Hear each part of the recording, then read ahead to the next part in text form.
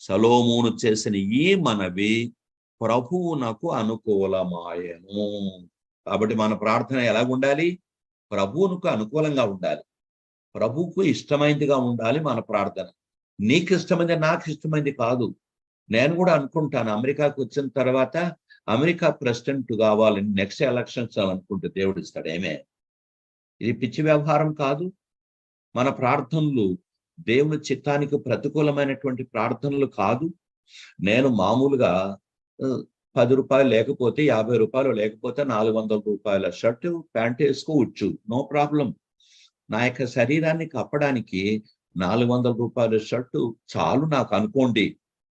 కానీ నువ్వు 1,00,000 రూపాయల పట్టు వస్త్రాలు ధరించాలంటావు, తప్పు కాదా అనేది? ఎందుకు నువ్వు అట్లా కొడతావు? ప్రభు అన్నాడు, ఏమని అన్నాడు? సలుకు పైనున్న వాటి మీద దృష్టి పెట్టండి బాబు, భూసమందు దృష్టి పెట్టద్దు అన్నాడు. ఈ లోకంలోనికి ఏం తీసుకురాలేదు, ఏం తీసుకొని పోలేదు అన్నాడు. అన్న వస్త్రములు గలవారమయ్యండు, దానితో తృప్తి కలిగి ఉందాము అన్నాడు. బిర్యానీ కలిగి తృప్తి కలిగి ఉందామని చెప్పలే బైబిల్లో.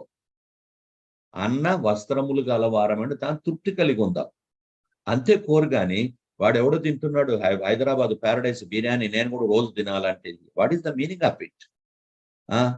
నీవు ఇక్కడ నుంచి 1 మైల్ దూరం వెళ్ళటానికి వాకబుల్ డిస్టెన్స్ లో వెళ్ళిపోతావు, వెళ్ళిపోవచ్చు, నీకు ఆరోగ్యానికి మంచిది. కానీ నువ్వేం చేస్తున్నావు? నాకు టెస్లా కార్ కావాలంటావు. నీకు 1 మైల్ పోయేదానికి టెస్లా కార్ కావాలా నీకు? కాబట్టి మన జీవితంలో మనం ఏది అడిగినప్పటికీ దేవుని దృష్టికి అనుకూలముగా ఉండాలి.